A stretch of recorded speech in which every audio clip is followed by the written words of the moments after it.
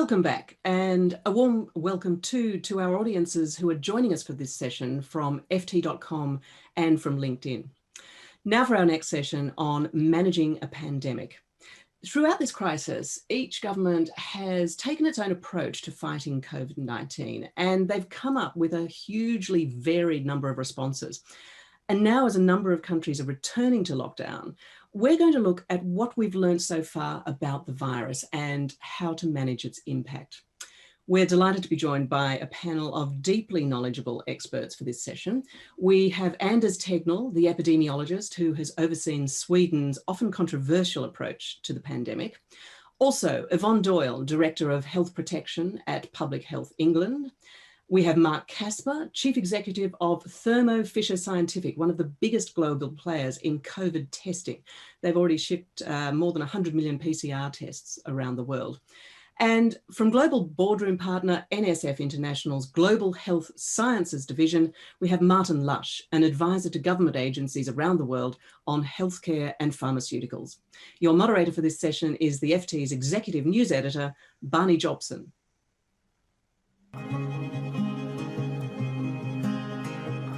NSF started as an ambitious idea. Over the last 75 years, thousands of dedicated public health professionals, scientists, and leaders have built upon that original idea and, in fact, expanded upon it. We've been very busy these days with clients trying to get their products to the market for the coronavirus.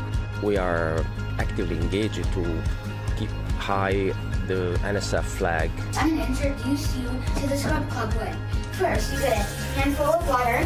At NSF International will always be their partner in public health and safety, especially in this time of global pandemic.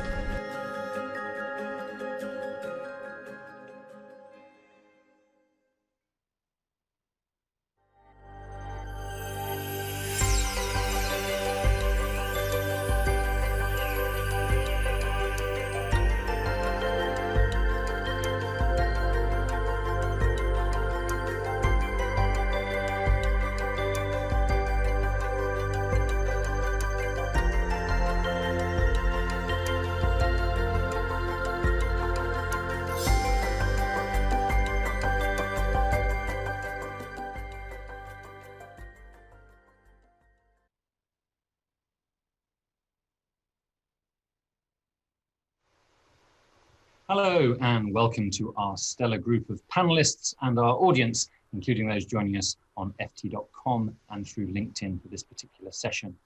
Now, we've all lived through 7 or 8 very difficult months in which we've really seen the limits of our ability to control nature and fight an enemy that thrives on human interaction and policymaking shortcomings. In this session, we're going to be discussing the lessons we've learned about how to tackle the next pandemic and also the next phase of this pandemic. Many of us are again living in lockdown. We don't know how long that's going to last. The second wave hasn't peaked yet, and the numbers about this virus are still sobering. The total of global infections is now nearly 51 million, and the daily death toll from coronavirus around the world is over 700,000. That's higher than the peak it reached in April. So this remains very real. We'll welcome your questions. You can submit questions in the audience via the chat box on the right side of your screen, or if you're on LinkedIn, you can put your questions in the stream there. We encourage you to do so. So let's get started with the big news, the big virus news of the week. Positive news from Pfizer and BioNTech that their own coronavirus vaccine has proved to be 90% effective in clinical trials, meaning that 90% of the people who got it developed immunity to the virus. This has generated a euphoric reaction. We've certainly seen that in the stock market. And I'd like to turn first to Yvonne Doyle of Public Health England to ask you, Yvonne, whether you feel that reaction is justified or in any way overblown. Thank you, Barney. Well, I think it's perfectly understandable that people are looking for hope, and it's been impressive the speed at which these vaccines have been developed. It's one of a series, a number, and I think it is reasonable for us to be optimistic that a vaccine or other vaccines will also appear during this pandemic and will be of use to the population. And there are several things about this that just need to be taken with just some modification. The first thing is that it requires 2 doses, and it will be not available to the mass population quickly. because even if it passes through its various stages of review and then licensing and so on, there will be a priority list of, certainly in the UK, of the population who will be in line to get this first. And that would happen over the coming months. So we're looking at several months. There's quite a logistics involved in getting it out and about, and particularly the transport of this, storage. And we still need to know more about whether it works in people who are asymptomatic and whether it actually prevents transmission or simply protects the individual.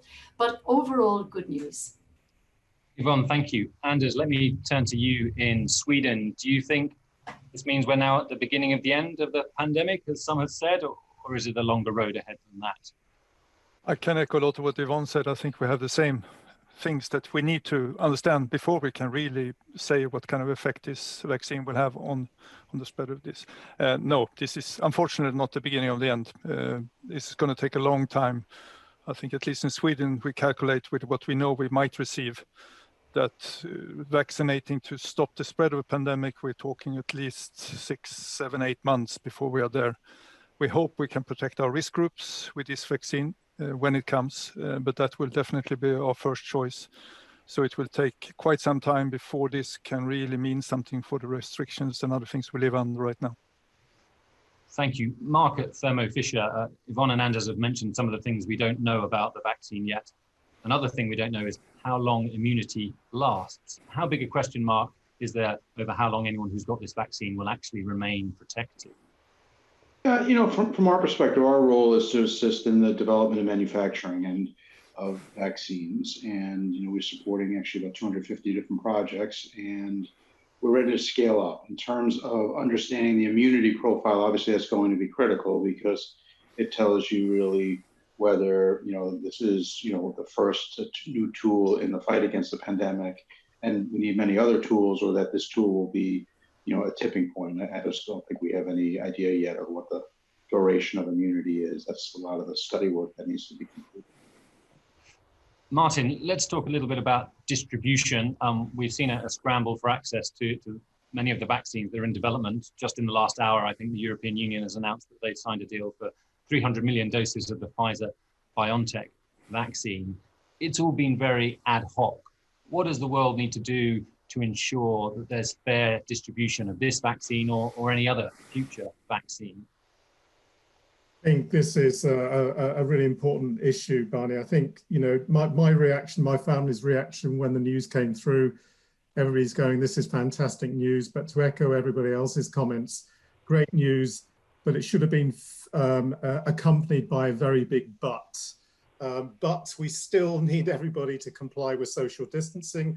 We still need everybody to wear masks. We still need to abide by the rules and guidance issued by our governmental authorities. So, because there are many challenges, Barney, one of which is logistics. Well, a key one of which is how do we evenly distribute this and other vaccines? To Mark's point, or Yvonne's point, this is just one of many vaccines that will be coming through. For the vast majority of people on this call, it will have no impact whatsoever because we won't be getting it, and rightly so. So the question then is, how do we distribute this and other vaccines to people in need, and to avoid what we have so far experienced, which is not a global response, it's been a very national response. And if we distribute vaccine nationally, in other words, looking after our own self-interests rather than those who genuinely need it, we will be back in this situation again. So that whole process of logistics, cold chain management, which is considerable for this particular vaccine, maybe less for future vaccines, that is relatively easy compared to how do we decide ethically and morally where we distribute this vaccine so that it's more it is indicative of international collaboration rather than national protection. And Martin, let me also ask you about public attitudes. I'll quote a figure from a survey the Pew Research Center did in the United States on people's willingness to get a coronavirus vaccine. They found that 49% of people said they definitely or probably would not choose to be vaccinated. So half people saying they would probably not choose to be vaccinated. some of those people may be concerned that a vaccine developed at record speed may not be fully safe. Do those people have a legitimate worry there? Absolutely. And I think first and foremost, we need to not be talking to people who are hesitant about taking a vaccine, but actually listening to them. If people have genuine concerns, we need to understand the reasons why. And I think the debate, Barney, needs to shift from, so far it's been, and understandably so, it's been focused on where is the vaccine, when is it coming? And what hasn't really been debated is the process of vaccination. And we want people to willingly accept vaccines based upon trust. And governments globally need to be really, really focused on how do they build trust, not through their communication or through the communication from scientists, because actually the levels of trust with political leaders and unfortunately members of the scientific community have been eroded considerably. And we've got to figure out a way of how do we engage local leaders, community leaders, religious leaders, student leaders, social media leaders and influencers, people who are trusted by their communities to actually listen to concerns, address those concerns. Otherwise, we will have a vaccine, but we're at risk of not enough people taking it for it to be effective. So the debate it is a very real concern. I think we're late in addressing it. We've got to start now. And it is a process of top down and bottom up, really with a view of listening to concerns, not lecturing people, understanding those concerns, addressing them, and allowing people to make an informed decision based upon knowledge, not being told what to do. Thank you. Let's turn to the subject of lockdowns and come to you, Anders. As I mentioned, many of us are living in lockdown again. Sweden is not. You've led Sweden's response, and Sweden's obviously stood out in Europe for not implementing a full legal lockdown at any stage of the process. You predicted back in May, I think, that we'd end up in a second wave. That's what we're experiencing now. You said that by that point, Sweden would have a high level of immunity and a lower number of infections than some of its neighbors. But at the moment, I think Sweden's being hit very hard. Some of our own analysis here at the FT shows that the level of hospitalizations from coronavirus are rising faster in Sweden than anywhere else in Europe. So are we seeing now that your strategy didn't work as you hoped? No, I wouldn't say that. I mean, this is really a long-term haul, and what strategy is going to hold all the way and not going to hold all the way still remains to be seen. And I think any strategy you start with constantly has to be adapted. I think the level of population immunity or herd immunity we're going to have and we're going to need to this disease still remains a big mystery, to me at least. It's very difficult to understand how many in a population actually have immunity and who have not. Maybe because it's so unevenly spread in populations. I mean, we know that in certain areas of Stockholm we have a high level of immunity, in other areas none at all, basically. So we are adapting our strategy to this. We are keeping mainly the same restrictions in place still, and I think that's more what's important in our strategy, that we're looking for a long haul, that we're looking for a sustainable strategy. And I think that has worked reasonably well so far. And yes, we see the numbers increasing from very low levels. So, I mean, we still have, I think, 75 to 80% of ICU capacity left. So there's a long way to go before we hit any roofs on that. But of course, it's a concern. I think it's rising quicker than many other places because it started rising later in Sweden than in many other places. So it's always difficult to compare countries in this, I would say. But we are concerned. We are trying a lot of things right now to try to slow down the spread. We haven't had a formal lockdown in place, but in many ways, people have acted like there's been a lockdown. We can measure traffic, working from home, many things like that. And we can see that people in Sweden really changed their behaviors quite a lot. And I know there are some European surveys saying that Swedes maybe changed their behaviors even more than people in other countries who had formal lockdowns. And I think I'm understanding a lot of what Martin's saying. That's very much the way we try to work. We're trying to have a dialogue with people, trying to get them understand what are we trying to achieve together, and letting them order their life around that. And I think that has been reasonably successful during the summer. Now we have a slight turn down during the fall. We are trying to rectify that by going out communicating even more, looking into what people now don't completely understand, that they don't seem to completely understand that private parties are also dangerous, not only going to restaurants. And when we're communicating that, we can see responses. It's going to be a long fight for all of us. And I think we're all going to have to adapt as we go along, because there's a lot of things we don't know yet. One of your counterparts, Anders, in the city of Uppsala, a public health official there, did call recently for a formal national lockdown. Are you open to considering that idea, or are you opposed to it on principle? No, we're not opposed to anything on principle. I think that's a completely wrong idea to have about this disease. We're trying to adapt as we go along. I think he's worried. I mean, he's the head of the infectious disease clinic. Of course, he's worried seeing more and more patients coming in. We just instituted a new set of regulations and advice to the population in Uppsala 2 weeks ago. We know that's far too early to say anything about that. We can follow attendance to shops, traffic in Uppsala, how many people are working at home from Uppsala, and we see all those figures going the right way. People work from home a lot more. They don't go to shops anymore. And we do believe that those changes in behaviors will, in a week or two, also affect the situation in Uppsala. We can see numbers that are stabilizing a little bit by now. But I understand his concern. When you're sitting there at the hospital, remember what happened this spring. Of course, you're worried. Yvonne, let me turn to you. Do you feel that we now know what kind of lockdown is most effective in reducing transmission? Is it closing non-essential shops? Is it closing pubs and restaurants? Is it schools? Or are we still in the trial and error phase where we're trying to work out what works best? Well, Barney, I think we have to be humble about this. We are still in a novel virus pandemic. So we're still learning both about the virus and about how people behave and about the interaction of virus with people and so on. So there's a huge amount of learning. And I agree with everyone who said that we've quite some way to go to fully understand this. And the second thing that's come from this discussion is the importance of trust with the population. You must have a partnership with the population.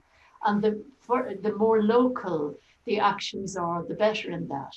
And what we've found here is we've learned as the months have gone on, first of all, an awful lot more about how people live their lives. I mean, we in public health, we thought we could work this out from data. Did we know? We know by how the virus has actually found its way into various communities and why. The why is terribly important and what can be done about that.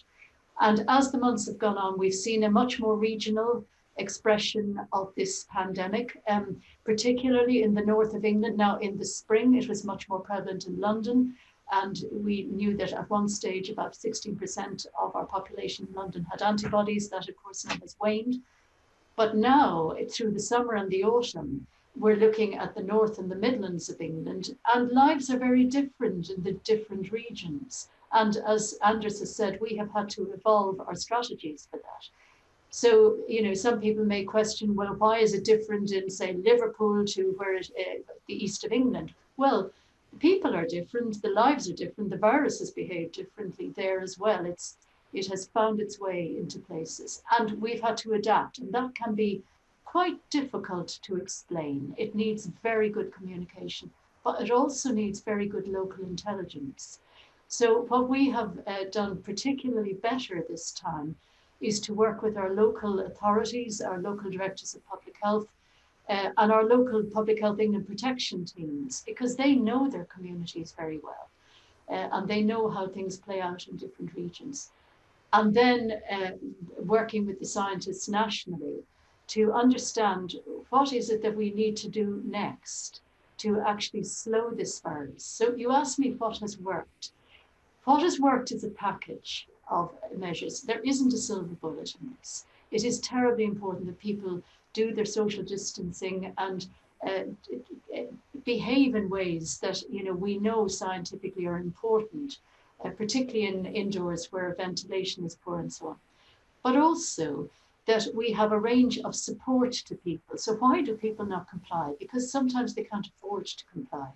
So the furlough schemes and the support to people who are self-employed, or particularly who are on 0 hours contract, has been crucial in the poorer areas to help that compliance. And finally, understanding what people are thinking. So we know in this country there is a good deal of support for the measures that have been undertaken. And people are complying, and they're mainly complying. We need to thank them for doing that because it's hard. And understand those who don't and why that is and how they can be better supported. Yeah, Martin, let me turn to you just to talk about travel restrictions. New Zealand, of course, is one of the countries that's done very well in controlling the virus. One of the things it did was close its borders very early. In Europe, a lot of us were allowed to go on summer holidays, and it seems that that supercharged the second wave. Should we be ready to deploy more bans on international travel to prevent any future pandemics like this one? I think you rightly point out, Barney, that you look at the regions and the countries who have controlled this well, New Zealand, Australia, and others. They took that very bold step, and they are now benefiting from that in terms of reduced cases and GDP returning back to relative normal. So I think we must do the same. And I think on reflection, hindsight's always 2020. We took our foot off the pedal too soon. Understandably so. You can understand people's frustrations, but we are paying the price for that now. And I echo everything Yvonne said earlier around, going from that centralized control to regional communication with communities to understand the challenges of lockdown. And I can't really add anything other than what Yvonne already has communicated. But what I will say is lockdowns are only effective, and it leads us into another item on the agenda, if you have effective track, trace, and quarantining procedures. I think people are prepared to take that pain, providing they see benefit long-term in numbers coming down.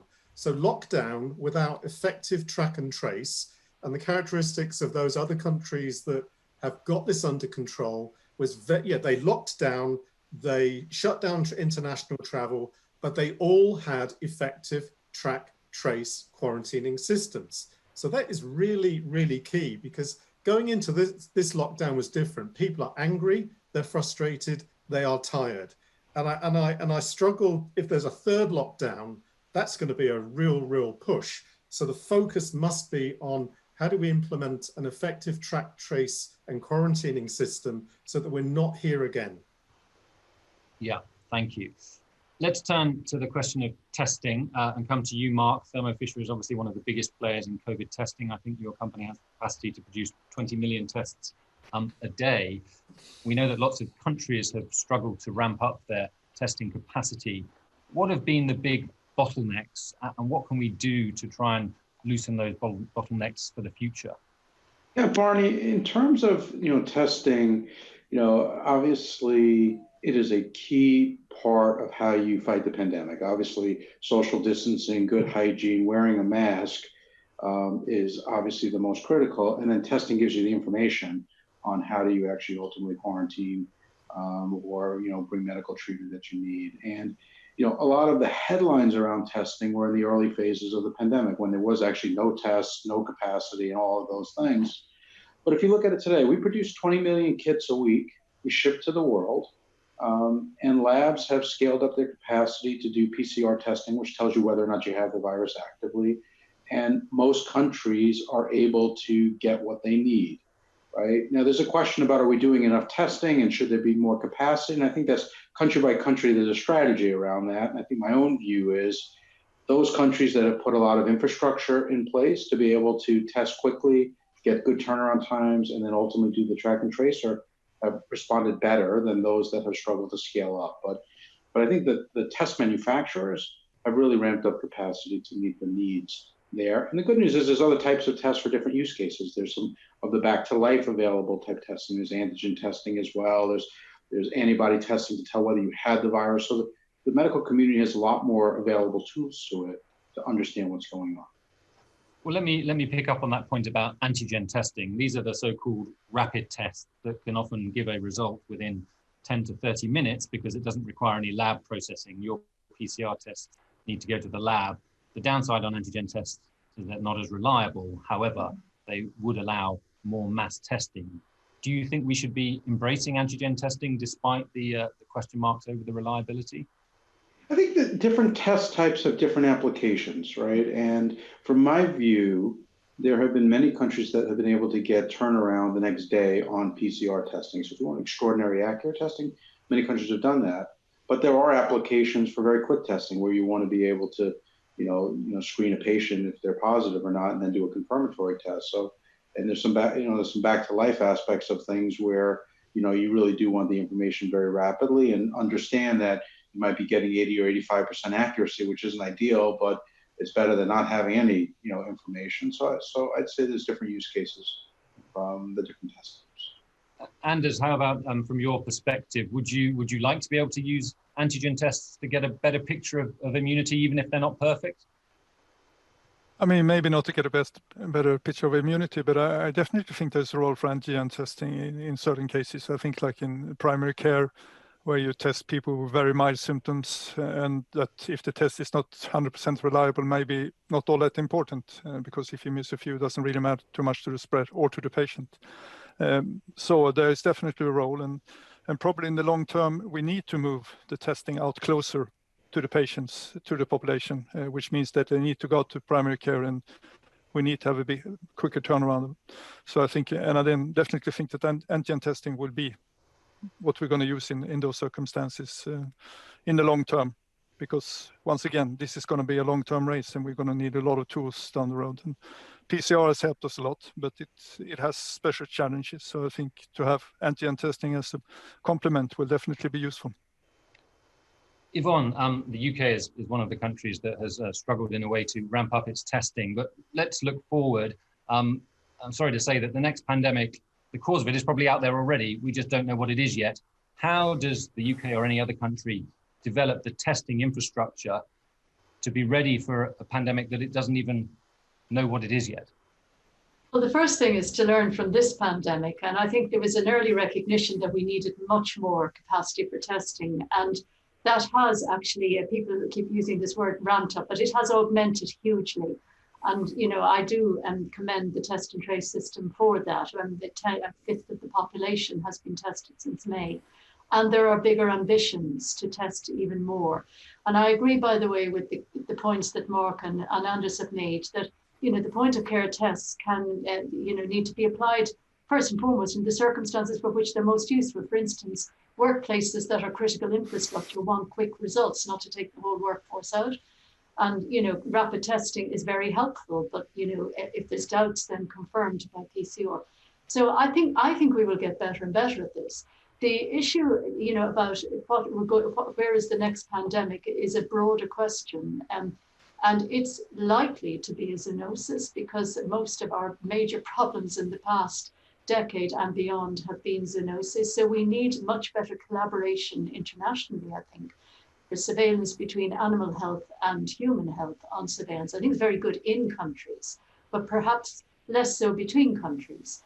And this time round, I think we have the opportunity to set that collaboration up. And by the way, I do commend the vaccine collaborations that currently exist, because I think that has allowed us to get where we are at the moment. But we could learn from that too. Well, you mentioned the subject of international cooperation there, so let's stick with that. This is obviously a common problem, and there are probably common solutions. It's not necessarily been the best example of multilateral cooperation, and indeed the head of the World Health Organization has said that the response has been delayed by the lack of collaboration between countries. We know that the US under President Trump has vowed to withdraw from the World Health Organization, and that President-elect Joe Biden is going to take a very different approach. So Martin, let me ask you, do you think US leadership on this pandemic could actually change things for the whole world? I do, Barney. I think, there's a commentary the other day that this is the first global crisis that the US has not, unfortunately, taken leadership of. And I think we've missed out as a result of that. And what I find fascinating with this whole of this debate, the debate so far, Barney, is about the treatment and reaction to. We should be really, really focused on prevention. We do not want to be here again. And, the playbook for pandemic prevention is actually pretty straightforward. If we imagined it had 10 chapters, the first 7 chapters would be entitled Prevent, Prevent, Prevent, Prevent. We have thousands of microorganisms with pandemic potential, and we've got to address the root causes. And the root cause is climate change. we will fix this pandemic.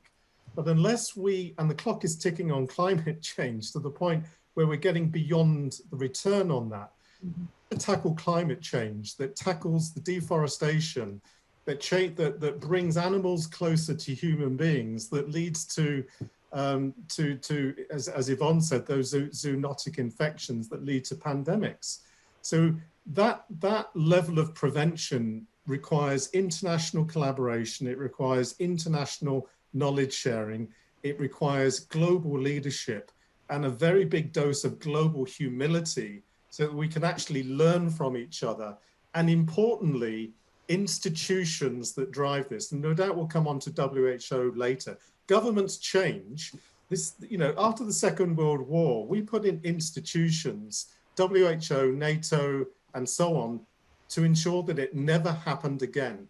And the debate needs to shift to, how do we ensure we're not here in a year's time saying, a same conference saying, why didn't we learn? So it's about the global collaboration, the global cooperation, making sure that we tackle the root cause of pandemics, namely global warming, and making sure that we have strong institutions so that when governments do change, those institutions remain, so that we're not sat here in a year's time, 2 years' time, because this is going to happen again unless we tackle root cause and put global institutions in place to ensure that the preventive measures are there.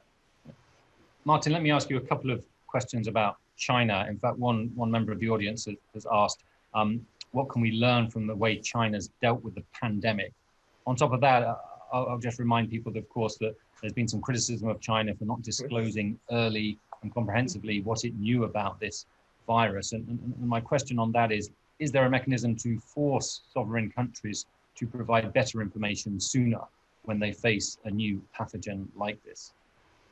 I think the answer has to be yes. The question then is how, and it really comes down to those institutions that the WHO, I think, has done, bearing in mind, with a budget of 2.4 billion, which is the same budget as a city hospital, the WHO has done a reasonably good job given its constraints. However, its legal framework, its ability to influence and direct countries is actually very, very limited. So I think China contained it very, very well. How do we enforce or enable countries, whether it be China, Singapore, or any of the other Asian Pacific countries in future outbreaks? How do we ensure they notify quicker and faster? Then that has to be, in my opinion, driven through, whether it be WHO, by actually looking at how we modernize that organization in light of this pandemic to make it more fit for purpose and to fund it correctly. Yeah. Anders, let me ask you, Sweden has a population of just 10 million people. How is what you're able to do affected by what the biggest powers in the world are doing when it comes to fighting a pandemic? Of course, I mean, everybody is affected by everybody, and I completely agree. We need to have a strong WHO that helps us in this. And unfortunately, this has not worked, as some of you already said, has not worked very well during this pandemic. I mean, collaboration has not really been there the way it was just in the last pandemic, the swine flu pandemic. The collaboration was a lot better at that time. Exactly why we didn't manage this time, I think that's a political question. I'm not quite sure what the answer would be. Sure, prevention is important, but even with the best prevention in place, still something is going to slip through now and then. And it's not only about prevention, it's also having a management and a way to deal with it on an international level, where we can collaborate a lot better, learn from each other a lot better, collate data a lot better on the international level than we have done so far, because I think we could have learned more quicker if we had been better at collating our data. And we could also learn more about what preventive measures and so on had worked better if we could have worked more together. I don't know if New Zealand and Australia is such a good examples. If you live in a place like Sweden where people travel across the borders all the time, there is no way we can close down Sweden. That would not be sustainable for many months. It will have drastic effects on everything in Sweden, including public health. So we need to find ways around that works without closing our borders. We followed travel during the summer in Sweden. Travel did not seem to affect the spread in Sweden very much. We had a very uneven spread before the summer and an uneven spread after the summer. So there is still a lot of things we don't know, and we don't completely understand why things seems to be working in some places and not in others. It worked well in New Zealand. Iceland now has a major outbreak. So it's a tricky disease in that way because it behaves so different in different contexts the whole time. And that makes very difficult to completely understand what we should do to be able to handle it well. But international collaboration, Sweden has always been a great friend of WHO, and we will continue to be that. And I think we really need to once again think about what kind of WHO we all want, so we can make it even better in the future. One of our audience members has asked a question related to that. Do we need a coordinated international system that has a real budget and real emergency powers? That would obviously take things beyond where we are now with the WHO. What do you think, Anders? I'm not so sure about that, because there will always be countries who will not adhere to that. I mean, we're all sovereign nations. And I mean, this is a constant debate we have in Europe. How much power are we willing as nations to give to some kind of a supranational institutions? And I think we'll keep on questioning that. And we a little bit come back to what Yvonne said, how important it is to work locally, and to how important it is to sort of really direct and adapt things on the local level. So you need to have a balance. I'm sure we need to have some kind of organism, international, that can help us. But steering, I'm not too sure about. I think that many things need to be steered at the local level, because that's where the political power is, that's where the money is, that's where the resources is. It creates a lot of problems to try to believe that this can be managed on by some kind of, international organization with a lot of power. I don't think we are really ready for that as a global community yet. Right. Martin, Marc, let's come to you to come back to the question of the next pandemic that may be looming. How do we set up early warning systems, early detection systems, so that we don't get caught out as we have been in the last 7-8 months? Yeah, from my perspective, let me make a quick comment on collaboration, because it's the one that's not in the headlines. I'll talk about the preparedness. From a multinational company's perspective, right, we're the largest in our industry. And what the practical perspective means, we're also the largest domestic producer in most of the major countries around the world, right? And without the headlines, actually the collaboration to the UK, China, US, Singapore, Germany, etc., it's actually very good. Like, when any request we had explaining rationale, governments were actually quite responsive. They understood the interconnected nature of the world and actually coordinated pretty effectively. That's different than sort of the national policy. So actually that early phase of the response, I actually was very encouraged by. All right. When I think about how do you prepare for the next, the thing that surprised me, and because we've supported public health labs around the world for forever, is how fragile the infrastructure was, right? And how under-resourced they were. And many countries, one of the roles we did sort of in those first months is we went to universities and borrowed equipment to move them to public health labs to help scale up, right? Something that never in my 25 years of doing this would ever be contemplated, that, there wasn't enough, preparedness, in the national infrastructures around the world to respond. And I think the funding environment there, the basic infrastructure investments, that sharing information across borders is going to need to happen more quickly for this to the next one to get controlled faster. I'd say that would be my observations sitting here in November. I'm sure we'll learn a lot more over the coming months as well. Yeah. Yvonne, let me turn to you on that point. You're part of the public health infrastructure in the UK. What changes do you think are needed to reinforce, boost that infrastructure so it can be ready for the next pandemic? Well, there are many things to learn from this one. I think there's no doubt that the infrastructure will be strengthened and will need to be. But also, it goes beyond that. I think we need to build on what has worked, I think, well, but needs perhaps enhancement, which is surveillance, good international surveillance, cooperation with the international health regulations, and international credibility of organizations that can help with that.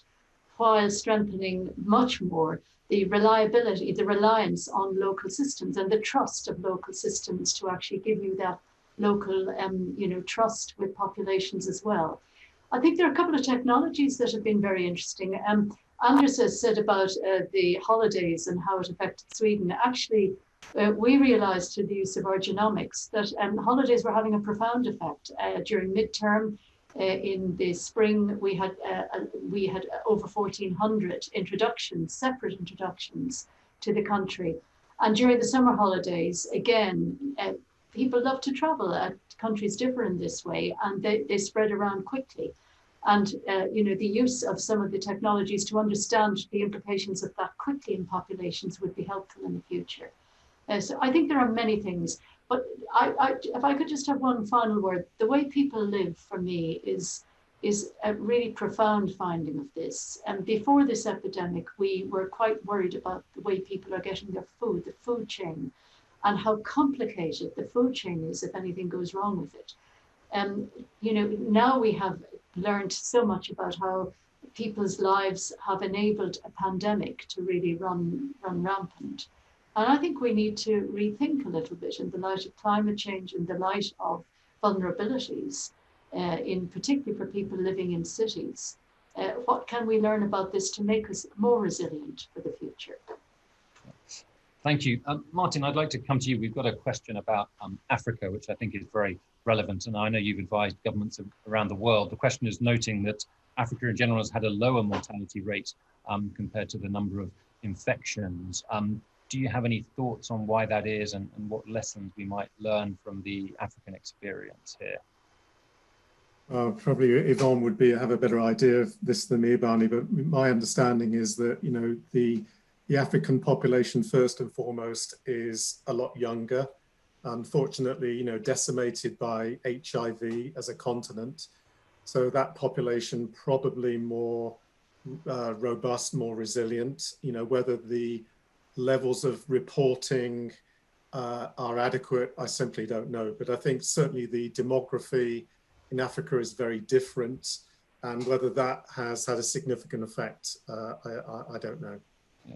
Well, Yvonne, I'll invite you in to offer any thoughts on that, and also throw another question at you from the audience about young people. Has communication with young people been effective enough?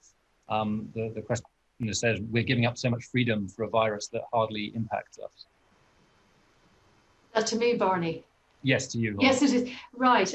So it's been really interesting looking at how this virus has played out with young people. I think what I'm looking into the future now about the cost to them and the bills they'll be paying for a long time to come. If we don't have a good recovery, and if we don't actually enable people, particularly with a focus on inequalities, to ensure that we help people to get back on their feet, that we look at the way people stay healthy, and that we actually encourage a healthy economy as well, because in public health terms, jobs are important for health. Good jobs are important for health. And also we might just want to look at why people put themselves so much at risk during this pandemic to keep themselves afloat. And what does that say about the nature of work and the future of work? Thank you, Yvonne. We've got about 4 minutes left, so I've got a final question that I'd like to put to all of you. Let's remember that 12 months ago, very few people were talking about a pandemic like this. Some were epidemiologists, and perhaps they weren't talking loudly enough, or perhaps they were, and they were being ignored. So I'd like to ask you all, what's the thing you're worried about now, that perhaps the threat you're worried about that perhaps is not being talked about enough, that you think the world should be paying more attention to vis-a-vis this pandemic or the next one? Anders, let me start with you on that. There is, of course, always the unknown. And as I said before, this disease continues to surprise us, and it will probably surprise us again. But right now, I think what we haven't talked too much about is the side effects of lockdowns, all the different measures we have had put in place, and what effect they will have on public health, and how we can alleviate them in the future, not least when we come to the question of equity, because we see that this pandemic, as almost all other diseases, really hits the worst people, the people that are worst off socioeconomically already. And it will most probably make the world less equal in public health as in many other ways after this. And we really need to start working on that, I think, as soon as possible to stop that from being more than it absolutely has to be. Marc, how about you? What risk or threat are we perhaps overlooking? Yeah, from my perspective, I'm always optimistic that there's a lot of lessons learned that'll get applied that will make the world better. I actually am very worried about all of the doctor visits that haven't happened over the last 8 months and the unintended effects on the health of the population because of that. Cancer doesn't wait because, of a pandemic, and these things, getting people back to the doctors and the more routine health checks, I'm very worried that this is going to have a much more profound impact on the population going forward. So that's been top of mind from my perspective. Okay. And Martin, what's on your mind? I'd echo everything that the other speakers have said, Barney, but what's on my mind? My biggest fear is that we don't learn from this. My biggest fear is that everybody says, we miss the opportunity to change the picture moving forward, and it all comes down to where must we invest now or pay later. So it's all, words are one thing, actions are completely different. So what I'm fearful of is the words not being translated into action, in particular where we need to be investing money to ensure this doesn't happen again. Investment in public health systems, investment in research and development with a focus on innovation targeted towards prevention, and solid cash put into a global emergency response, global surveillance systems, global track and trace systems, and global investment in institutions, non-governmental institutions, to hold our governments accountable so that we're not sat here in 5, 8, 10 years' time, because those bugs are sat out there. Absolutely, absolutely. And finally, Yvonne, to you, is there any particular threat or risk that you think we're in danger of overlooking? Please don't forget inequalities that have arisen here that have been augmented. That is the terrible price to pay. But on an up note, I think it would be wonderful if we spotted the economic opportunities that we've learned about during this pandemic and we moved to a greener economy. Great. Well, with that, we're going to wrap things up. Thank you to all of our panelists. Thank you to the audience, especially those who submitted questions. To people watching on ft.com and LinkedIn, you can follow the rest of the sessions on the website globalboardroom.ft.com. And on that same site, you can find a recording of this session. So thank you all. And with that, I'm going to hand it back to the FT studio.